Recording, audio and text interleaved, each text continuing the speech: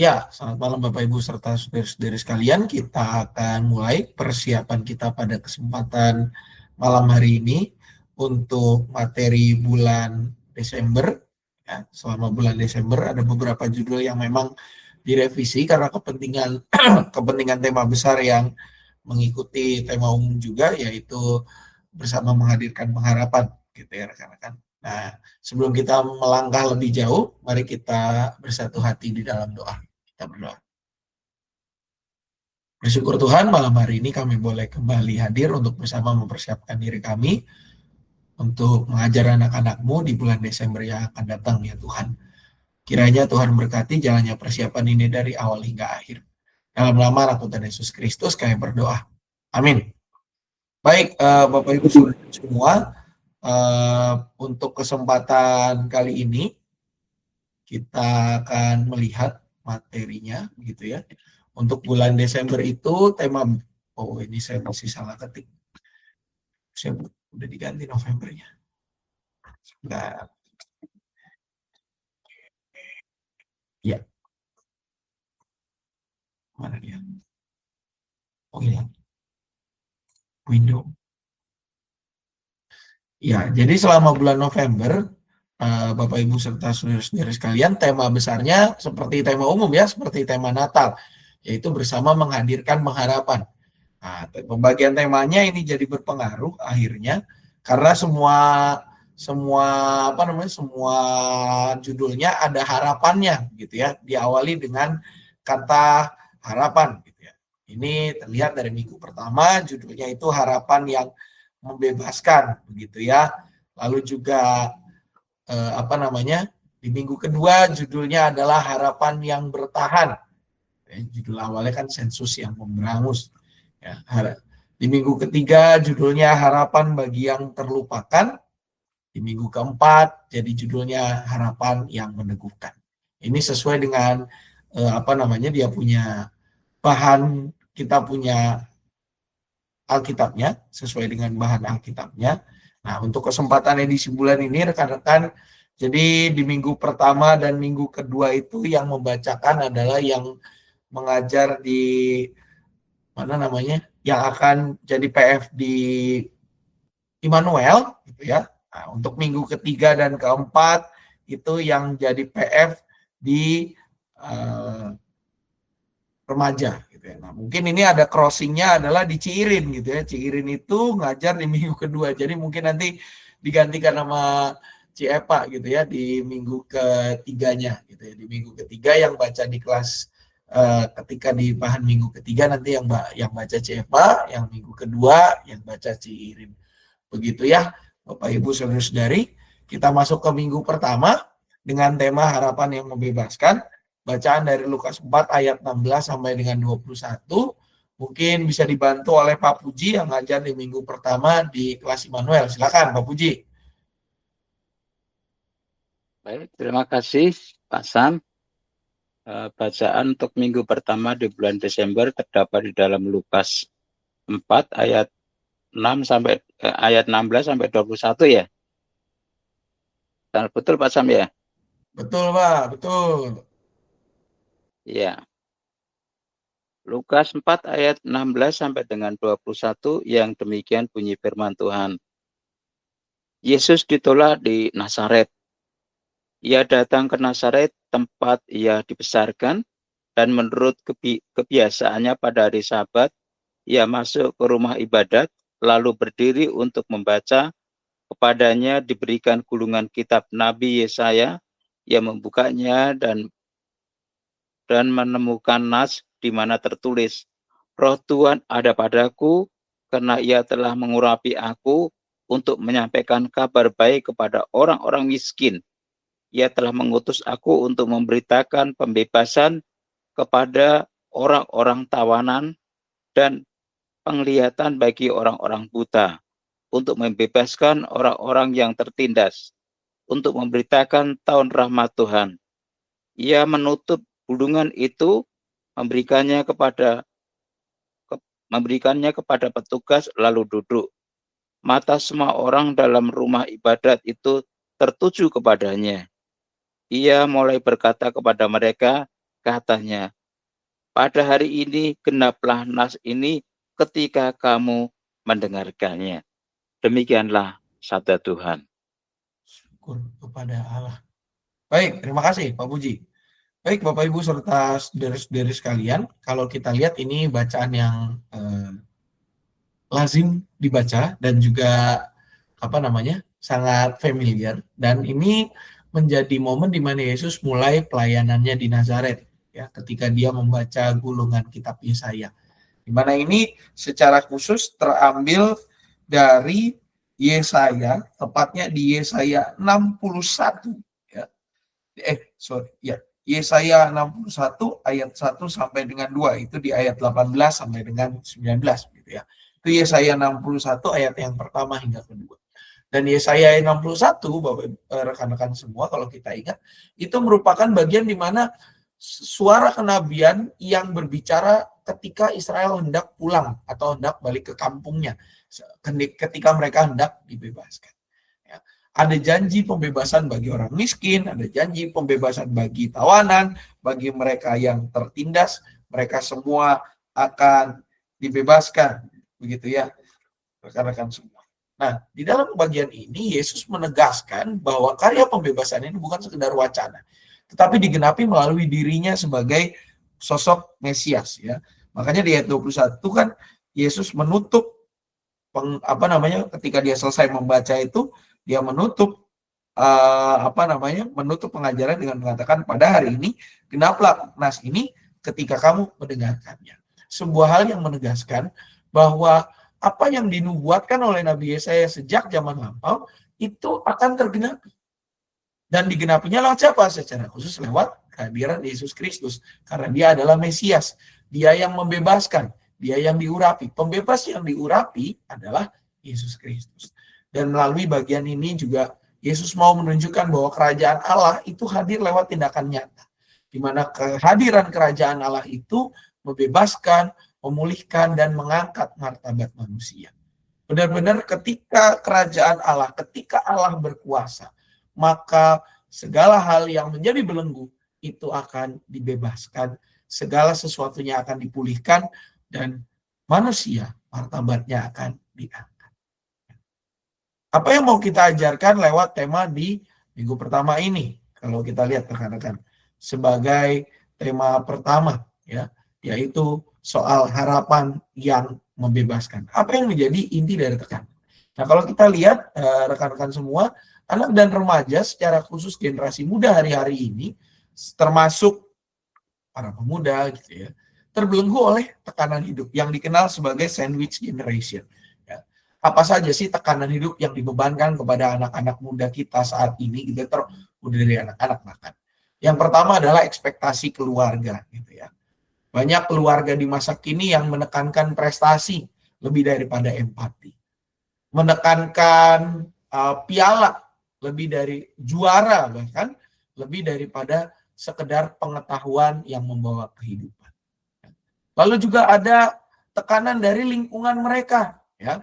Kalau nggak perform, selalu yang namanya sampai hari ini gitu ya, Bapak Ibu Saudari, teman-teman semua, sebutan yang bilang katanya orang Kristen itu sampai hari ini masih ada. Jadi tekanan itu ada. Kadang kalau ngobrol sama anak-anak ATEK, anak-anak PAK gitu ya, yang sekolah di negeri, mereka suka bilang gitu ya, kadang ditanyain Tuhanmu itu 3 atau 1 gitu ya. Nah, kadang itu kan jadi tekanan sendiri gitu ya.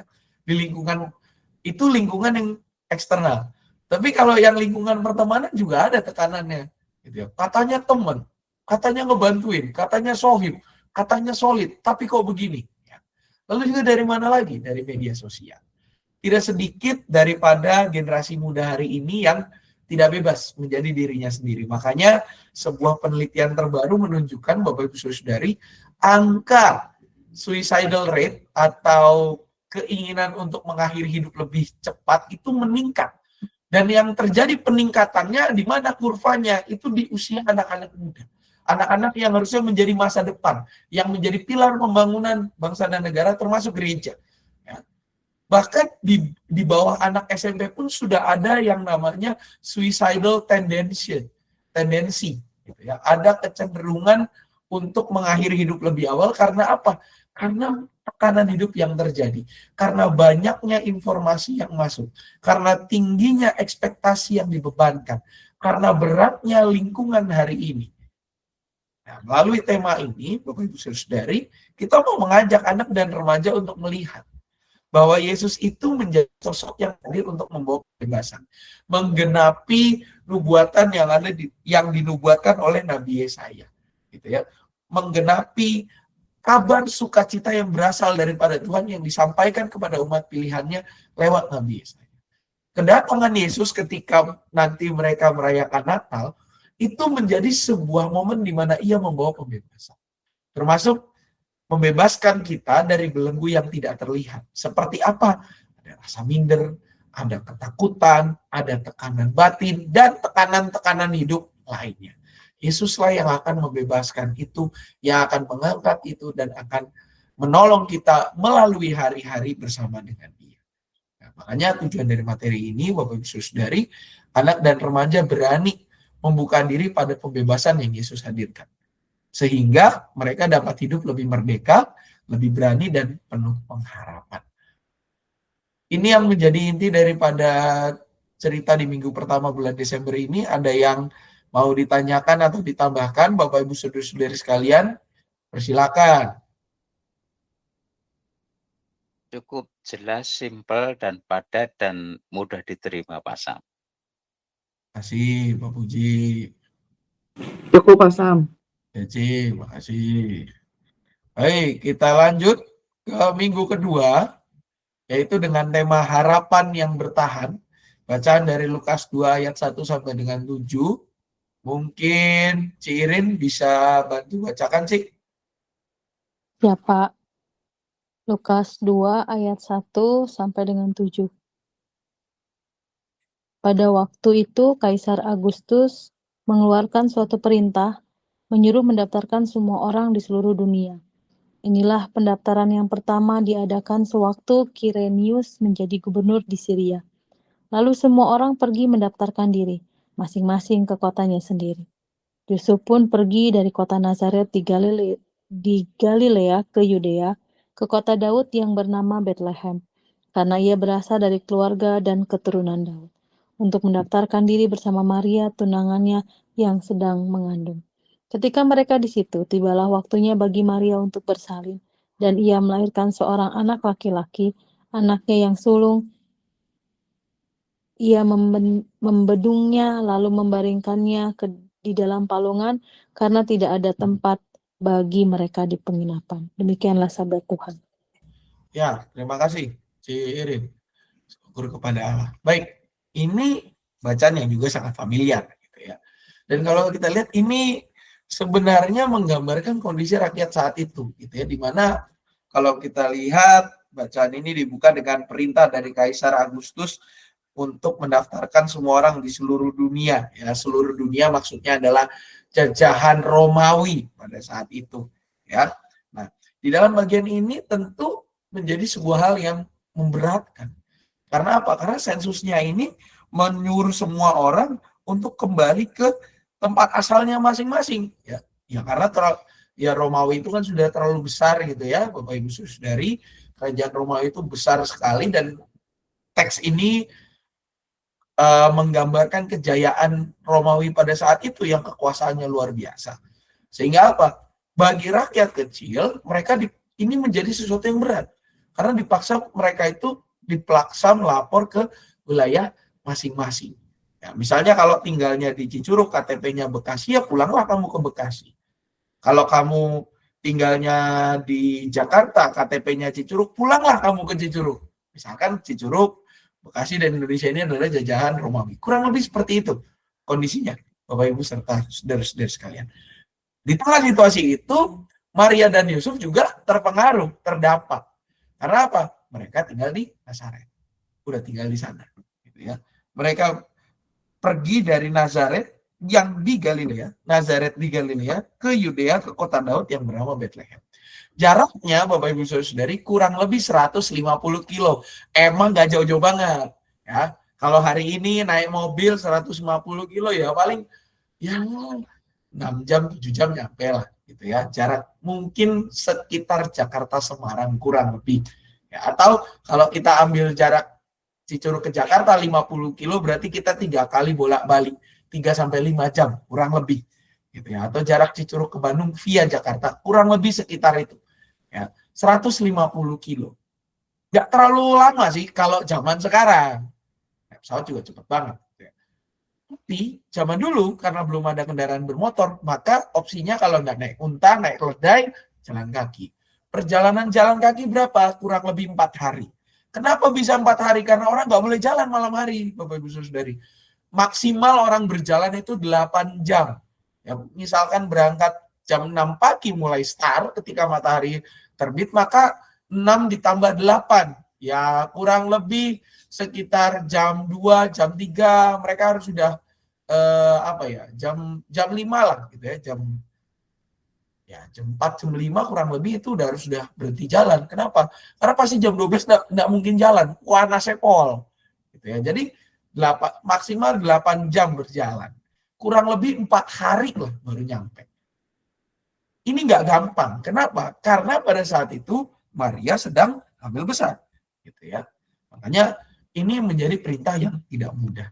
Nah, di dalam kondisi sulit itulah justru Tuhan Yesus lahir.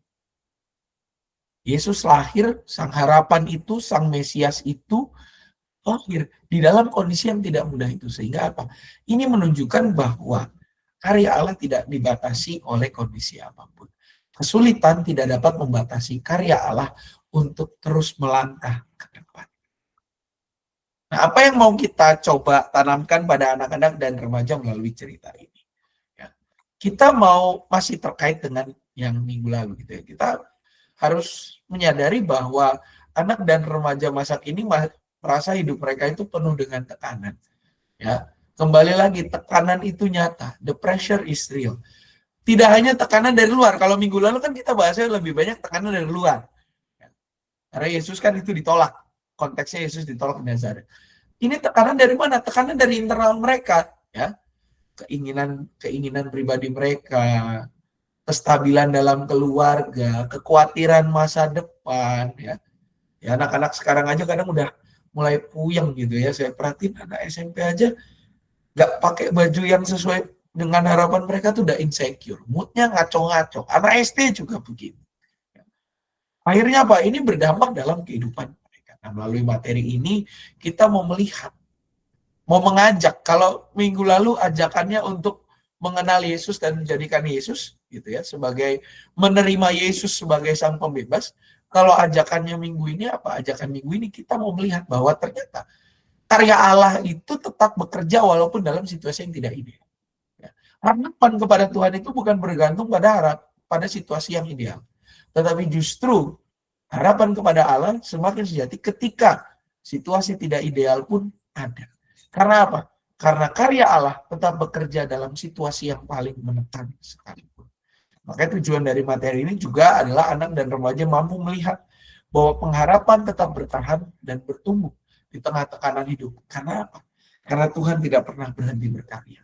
Sama seperti Yusuf dan Maria yang tetap konsisten menjalankan perintah untuk daftar sensus, dan juga di tengah segala situasi yang terjadi, di tengah ketidakmudahan yang terjadi, kita juga mau mendidik agar anak-anak mengikuti itu dan tetap setia, tetap bertahan pada pengharapan, dan juga mau terus berpengharapan dengan teguh di dalam Tuhan. Karena apa? Di tengah tekanan, Allah tidak pernah berhenti berkarya. Itu materi minggu kedua. Mungkin ada pertanyaan atau tambahan dari rekan-rekan? Cirin khususnya ada tambahan atau ada pertanyaan? Cukup, Pak.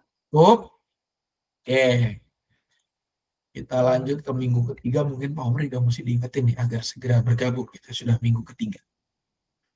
Harapan bagi yang terlupakan. Wah, ini agak panjang bacaannya. Dari Lukas 2 ayat 8 sampai dengan 20. Siapa mungkin bisa bantu atau mau join sama Cirin boleh, Ci. Bagi 2 boleh. Ini bacaannya panjang gitu ya. Boleh coba dulu ya. Soalnya. Lukas 2 ayat 8 sampai 20. Di daerah itu ada gembala-gembala yang tinggal di padang menjaga kawanan ternak mereka pada waktu malam. Lalu berdirilah seorang malaikat Tuhan di dekat mereka, dan kemuliaan Tuhan bersinar meliputi mereka, dan mereka sangat ketakutan. Kata malaikat itu kepada mereka, "Jangan takut, sebab sesungguhnya aku memberitakan kepadamu kesukaan besar untuk segala bangsa. Hari ini telah lahir bagimu juru selamat, yaitu Mesias Tuhan di kota Daud. Inilah tandanya bagimu, kamu akan menjumpai seorang bayi yang dibedung dan terbaring di dalam palungan." Tiba-tiba tampaklah bersama-sama dengan malaikat itu sejumlah besar bala tentara surga yang memuji Allah, katanya, "Kemuliaan bagi Allah di tempat yang maha tinggi, dan damai sejahtera di bumi di antara manusia yang berkenan kepadanya." Setelah malaikat-malaikat itu meninggalkan mereka dan kembali ke surga, gembala-gembala itu berkata kepada seorang kepada yang lain, "Marilah sekarang kita pergi ke Bethlehem untuk melihat apa yang terjadi di sana, seperti yang diberitakan Tuhan kepada kita." Lalu mereka cepat-cepat berangkat dan menjumpai Maria dan Yusuf serta bayi yang berbaring di dalam palungan. Ketika mereka melihatnya, mereka memberitahukan apa yang telah dikatakan kepada mereka tentang anak itu. Semua orang yang mendengarnya heran tentang apa yang dikatakan gembala-gembala itu kepada mereka. Namun Maria menyimpan semua hal itu di dalam hatinya dan merenungkannya. Kemudian kembalilah gembala-gembala itu sambil memuji dan memuliakan Allah karena segala sesuatu yang telah mereka dengar dan mereka lihat. Semuanya sesuai dengan apa yang telah dikatakan kepada mereka. Demikianlah sabda Tuhan. Syukur kepada Allah. Makasih, Cik. Baik, rekan-rekan semua, ini bacaan yang menjadi lanjutan daripada bacaan yang minggu lalunya. Ya. Dan kalau kita lihat kenapa temanya adalah harapan bagian terlupakan, karena ini bicara tentang para gembala. Ya, gembala itu adalah orang-orang yang dianggap tidak penting dalam struktur masyarakat, pekerjaan yang hina, gitu ya. Bahkan mereka kurang dihormati, ya, dianggap tidak penting dan ya dianggap antara ada dan tiada lah, kurang lebih gitu ya, rekan-rekan. Karena apa? Karena pekerjaan mereka ya bukan pekerjaan yang oke-oke banget gitu ya. Bener-bener kayak Bang Toyib ya, pulangnya jarang, mandinya jarang, pendapatannya ya ala kadarnya gitu ya. Makanya kan ada gembala dan ada yang menjadi tuan. Kalau yang kalau gembala memang biasanya rekan-rekan itu kawanan dombanya nggak terlalu banyak, jadi mereka masih gembalain sendiri. Kalau yang udah punya upahan, nah itu berarti udah peternak besar. Ya. Nah, di dalam masyarakat pada zaman itu pekerjaan gembala bukan pekerjaan yang penting, bukan pekerjaan yang bermakna. Makanya ketika Daud menjadi raja gitu ya, tidak terperkirakan karena dia anak paling terakhir ya, biasanya ya kerjanya paling kurang oke lah gitu ya, dikasih kerjaan-kerjaan kasar dulu gitu ya, apalagi masih muda gitu ya, termasuk mengembalakan domba. Ya. Nah, di dalam bagian ini kalau kita lihat justru malaikat itu menyampaikan kabar sukacita kepada orang-orang yang terlupakan ini, para gembala ini. Ya. Pertama kali yang mendengarkan berita, kalau kita baca di kitab Lukas, yang mendengarkan berita kelahiran Yesus itu ya para gembala ini, orang-orang yang terlupakan, orang-orang yang ditinggalkan, orang-orang yang dihina-dina, yang tidak dianggap. Ya. Dan ini menunjukkan bahwa cara Allah itu bekerja beda dengan cara dunia. Kalau biasanya orang ngasih kabar sukacita itu kepada orang-orang yang penting dulu gitu ya, orang-orang petinggi-petinggi. Ya. Tapi di sini justru Allah menyampaikan berita sukacita kepada orang-orang yang tidak dianggap, orang-orang yang dianggap remeh, yang ya nggak ada juga nggak masalah gitu ya. Inilah yang membedakan cara Allah dengan cara dunia. Dan para gembala menjadi saksi pertama dari kelahiran Kristus. Selain tentunya saksi pertamanya adalah Maria dan Yusuf. Tentunya itu ya Bapak Ibu, tidak bisa dilupakan Maria dan Yusuf adalah saksi pertama. Ya. Tapi orang di luar internal keluarga yaitu adalah para gembala itu. Nah, di dalam bagian ini akhirnya kita bisa lihat bahwa karya keselamatan Allah itu mau mengangkat posisi orang. Ya, mengangkat martabat dari mereka yang terlupakan menjadi mereka yang diingat, bahkan dipentingkan. Dari yang tidak dianggap menjadi orang yang paling penting. Karena kabar sukacita itu pertama kali dinyatakan kepada para gembala. Nah, apa yang mau dibahas akhirnya dari materi ini? Kalau kita lihat Bapak Ibu Saudara-saudari, kembali lagi kepada konteks anak dan remaja kita. Kadang di dalam kehidupan mereka, banyak dari mereka yang merasa tidak dilihat atau tidak dianggap. Ya. Di rumah dengan dengan pola pengasuhan yang tidak lagi mementingkan empati. Di sekolah dengan kadang ya mungkin mereka juga ya ketumpuk dengan teman-teman lain yang prestasinya jauh lebih mentereng, atau bahkan pertemanan ya, karena mereka dianggap berbeda, dianggap tidak solid dan segala rupanya. Akhirnya apa? Akhirnya banyak daripada anak dan remaja masa kini yang merasa dilupakan, termasuk oleh keluarganya sendiri. Ya. Banyak keluhan-keluhan daripada anak-anak yang merasa orang tua mereka itu lebih mementingkan diri mereka sendiri dibanding mementingkan kehidupan sebagai sebuah keluarga.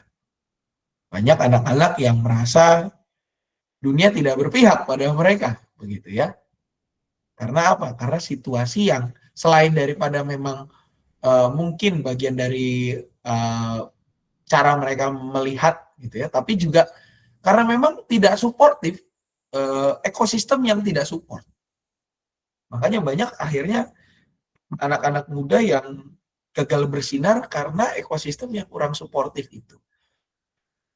Akhirnya apa? Mereka merasa dilupakan. Mereka merasa tertinggal dan harusnya mereka menjadi wonderkid kalau dalam dunia bola gitu ya Bapak Ibu Saudari, atau dalam dunia olahraga lah, nggak cuma bola, tapi semua olahraga pasti ada yang dibilang sebagai orang-orang wonderkid. Biasanya wonderkid itu adalah anak-anak muda yang potensinya besar. Tapi ketika mereka diberikan kesempatan, mereka malah jadi flop.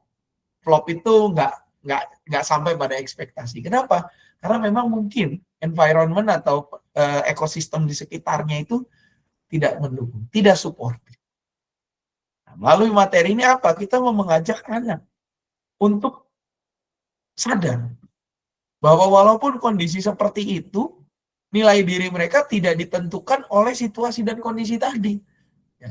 Walaupun dunia melupakan mereka, tapi apa? Ada Tuhan yang tidak pernah meninggalkan mereka.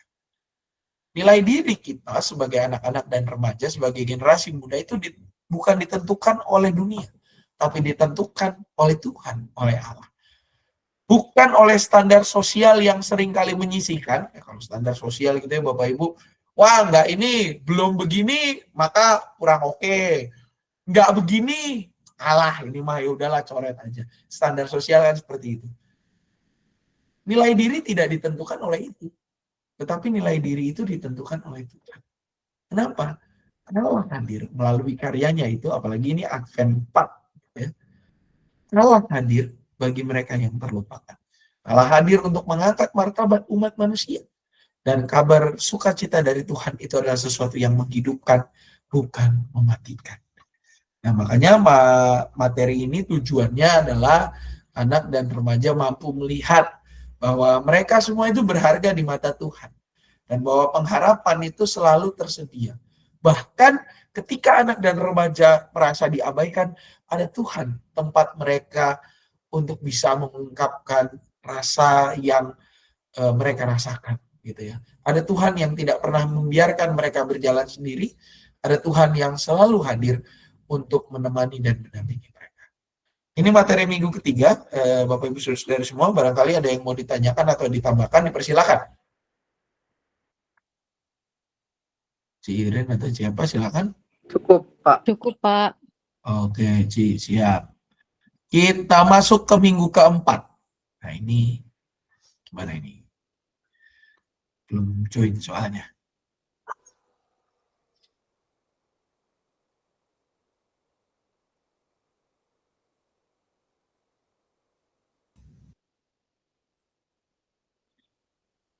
Nah, kita lanjut aja ke minggu keempat, rekan-rekan. Belum datang soalnya. Dia lanjut aja biar Pak Omrita dengar rekamannya deh karena lagi kerja. Oh, oke, Ci, siap. Berarti ini saya yang bacain deh kayak bagiannya, gitu ya. Kita masuk ke minggu keempat, materi minggu keempat yang berjudul Harapan yang Meneguhkan, diambil dari Lukas 2 ayat 21 sampai dengan 35. Lukas 2 ayat 31 sampai dengan 35. 21 sampai dengan 35 akan saya bacakan untuk kita semua. Demikian bunyi firman Tuhan. Ketika genap 8 hari dan dia harus disunatkan, dia diberi nama Yesus, yaitu nama yang disebut oleh malaikat sebelum dia dikandung ibunya. Lalu ketika tiba waktu penahiran, mereka menurut hukum Musa, mereka membawa dia ke Yerusalem untuk menyerahkannya kepada Tuhan. Seperti ada tertulis dalam hukum Tuhan, semua anak laki-laki sulung harus dikuduskan bagi Tuhan.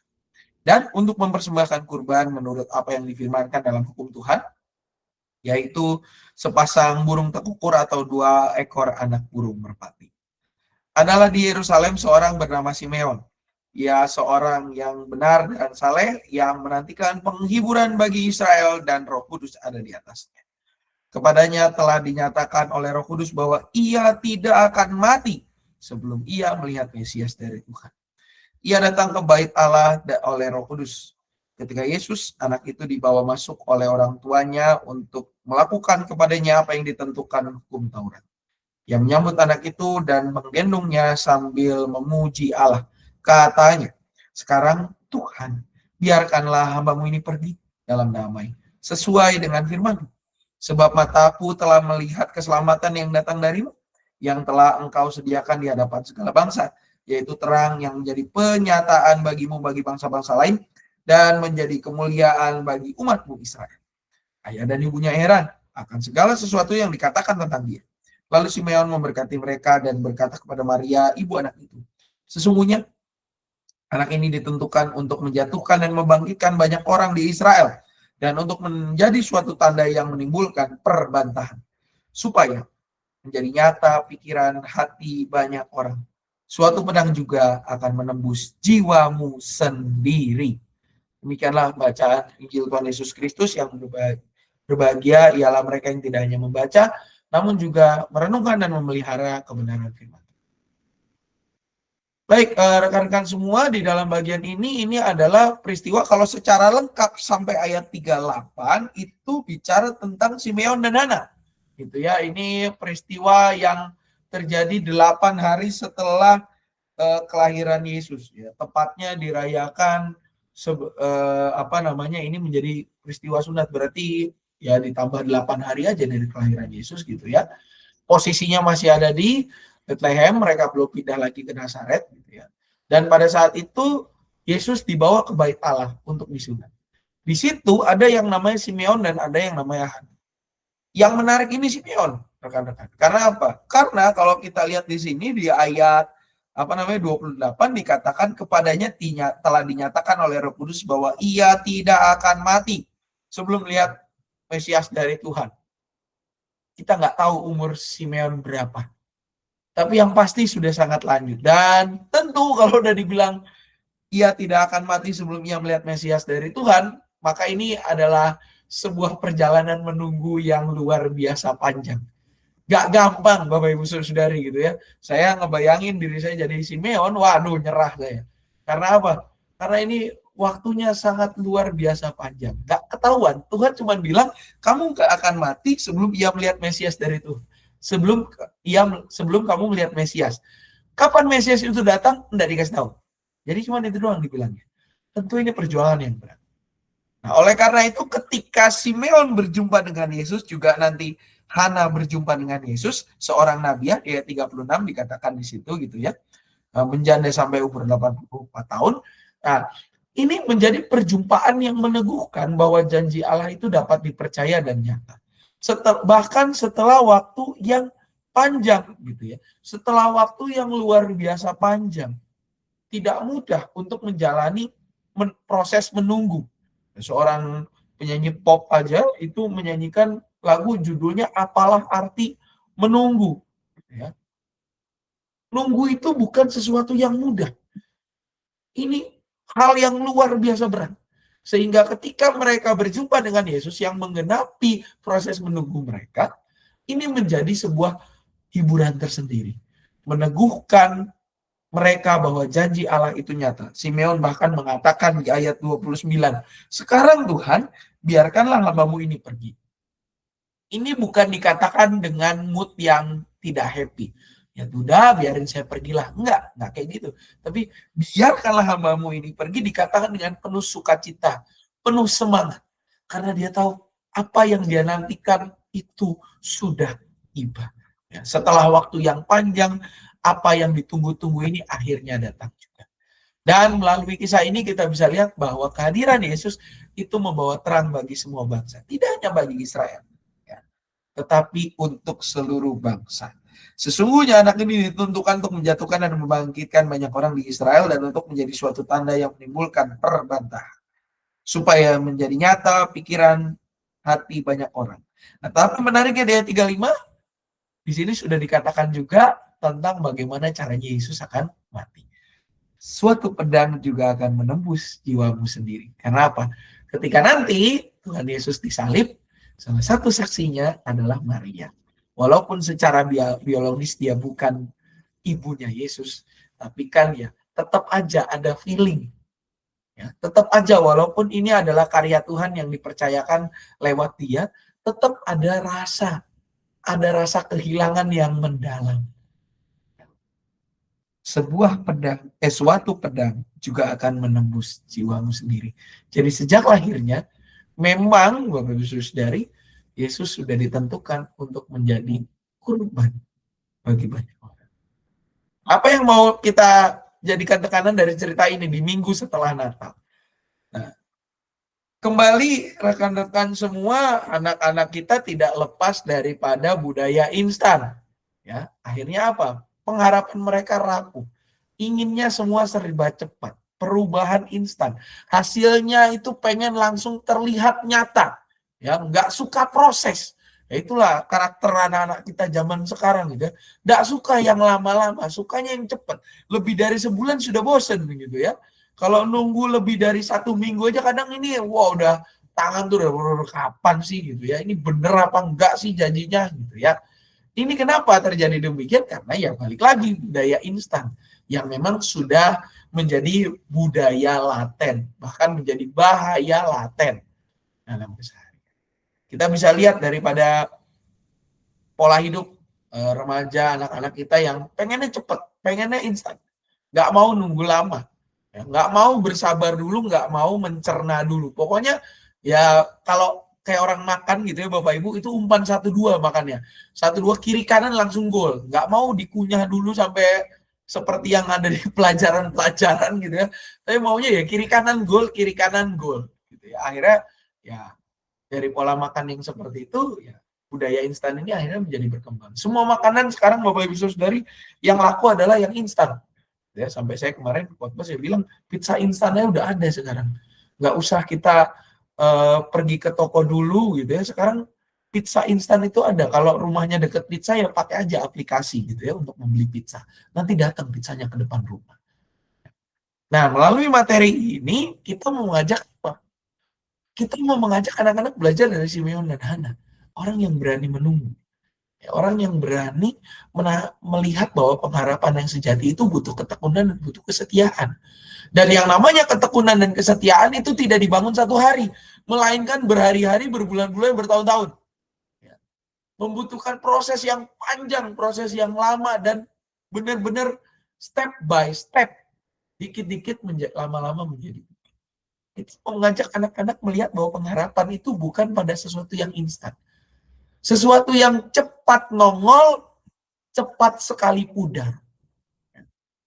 Karena apa? Sesuatu yang sejati itu butuh ketekunan dan butuh kesetiaan. Dan perjumpaan dengan Kristus, setelah mereka merayakan juga di tanggal 24 dan 25, gitu rekan-rekan, inilah yang menjadi sumber kekuatan untuk meneguhkan di dalam perjalanan hidup. Ya. Perjumpaan dengan Kristus yang dirayakan lewat kelahirannya, ini menjadi sumber kekuatan yang meneguhkan mereka. Kehadiran Kristus itu adalah tanda bahwa pengharapan di dalam Tuhan itu tidak akan sia-sia. Karena apa? Karena Kristus sendirilah yang akan mendemonstrasikan pola hidup yang diisi ketekunan dan kesetiaan. Khususnya ketika kelak nanti dia akan menjalani jalan penderitaan.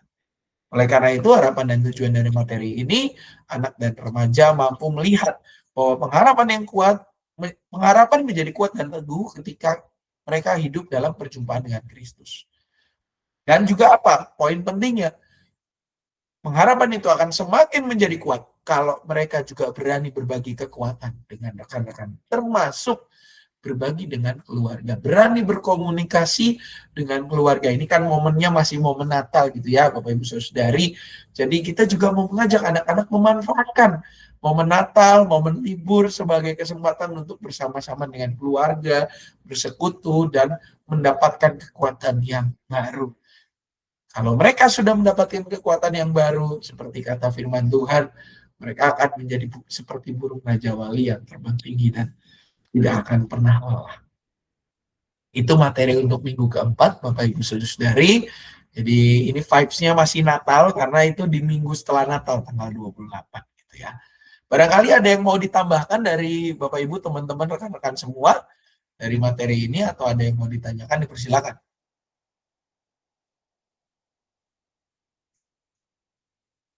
Cukup? Aman semua? Cukup, Pak.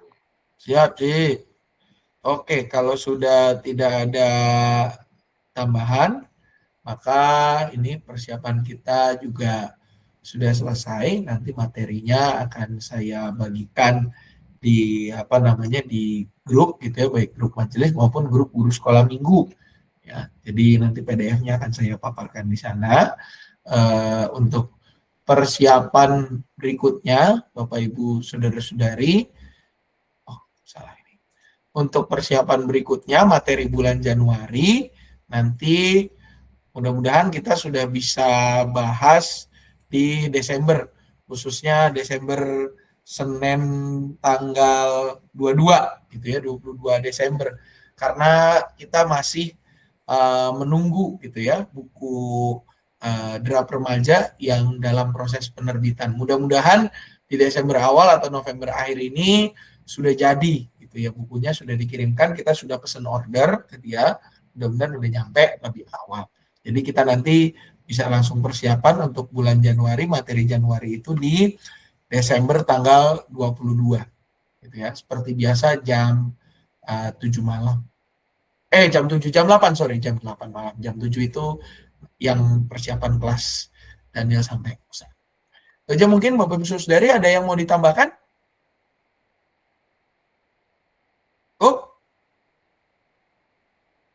Oke, kalau Cukup, Pak. siap sih, kalau sudah cukup maka kita akan tutup di dalam doa. Pak Puji, boleh doa tutup Pak Puji? Ya, baik. Mari Bapak Ibu serta saudara-saudara kita berdoa. Allah Bapa Surgawi yang kami sapa, di dalam nama Tuhan Yesus Kristus, sungguh kami mengucap syukur dan berterima kasih kesempatan pada malam hari ini Tuhan memberikan kepada kami, mempercayakan untuk mengajar di sekolah minggu di bulan Desember nanti Tuhan. Biarlah persiapan malam hari ini bukan sekedar persiapan aja, tetapi benar-benar Tuhan memakai kehidupan kami untuk menjadi alat berkat-Mu bagi anak-anak nanti Tuhan. Tuhan, terima kasih Tuhan untuk pemaparan yang disampaikan oleh Pak Sam. Tuhan berkati semuanya. Kami mengucap syukur untuk Irin, kami mengucap syukur untuk Ibu Eva, Pak Omri dan hamba-Mu sendiri yang hadir pada kesempatan malam hari ini. Sebentar kami akan beristirahat. Mari Engkau tetap menyertai kehidupan kami Bapa.